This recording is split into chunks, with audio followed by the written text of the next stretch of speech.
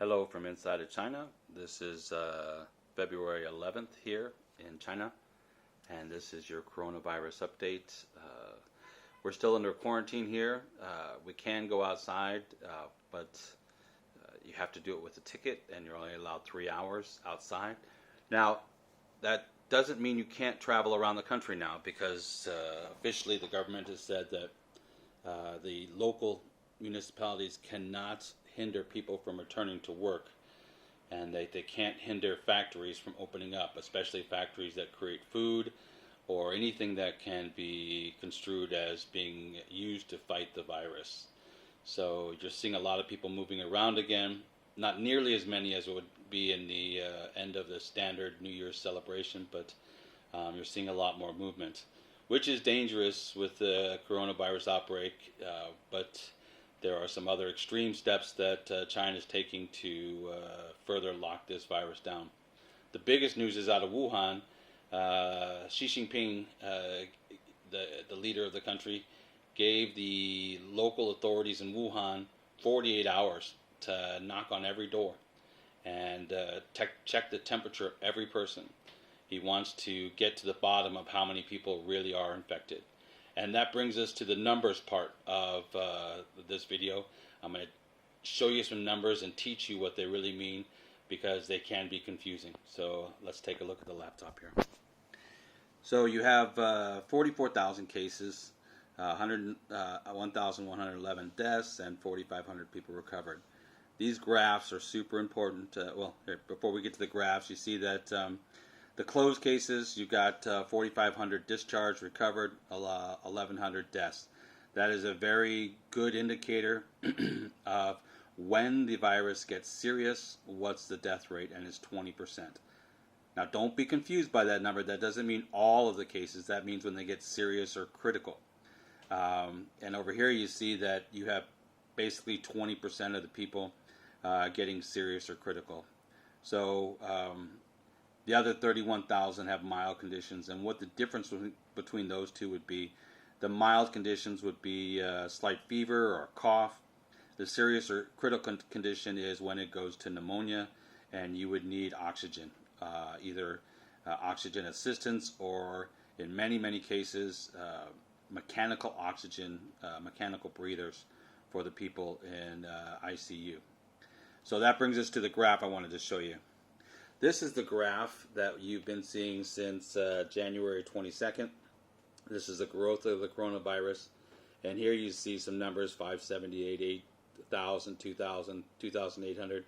And then for what happens here is you start to get to a progression of 3,000. 3,000 a day, 3 to 4,000, 3,000, 4,000, 4,000, 3,000, 3,000, 4,000, 4,000. Now, this doesn't have anything to do with the spreading of the virus. What this has to do is with the country's ability, well, specifically Wuhan's ability to intake people and to test them. Now that sounds like they're not doing a good job, but it's actually an amazing job, because the idea of bringing 3,000 people into hospitals every single day is something logistically that we couldn't handle in America.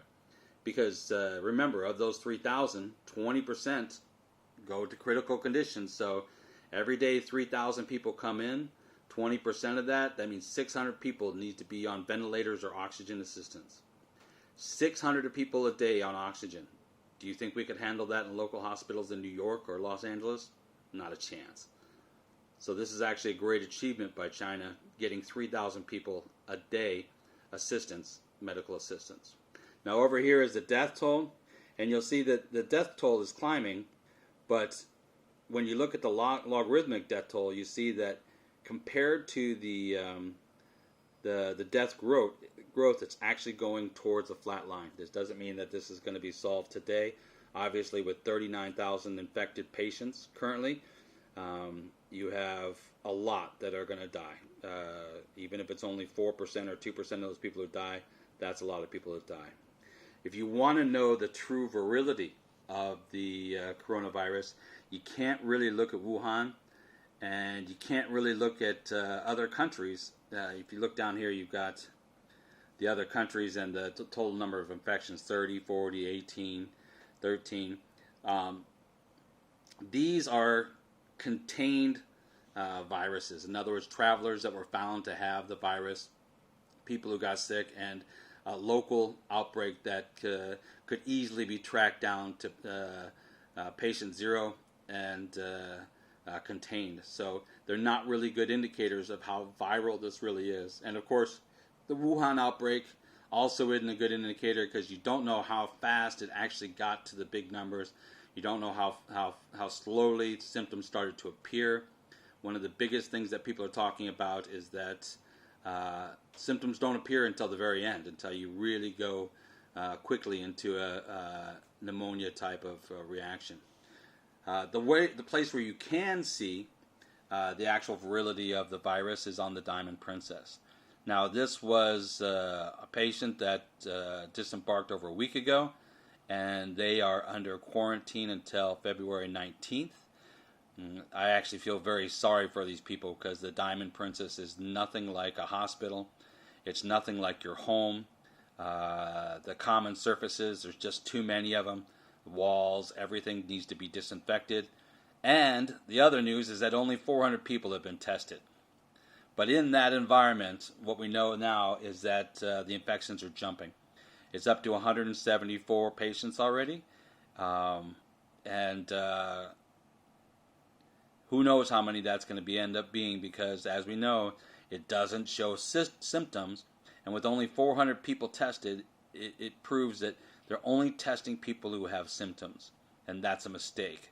Actually, there's two mistakes. One mistake is only testing 400 people. Every single person on that ship should have been tested.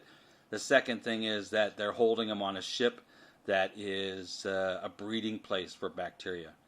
How many times have you seen in the news every kind of bacterial infection, viral infection goes crazy on ships? It's just a breeding ground. So I would not keep those people on that boat. I would take them to a hospital or to some other place where they can be quarantined separately and are not getting cross-contamination. But since they are stuck on this ship, what we're going to see between now and February 15th is the actual virility of the virus. The Diamond Princess is now the test guinea pig for the coronavirus. And that's a shame.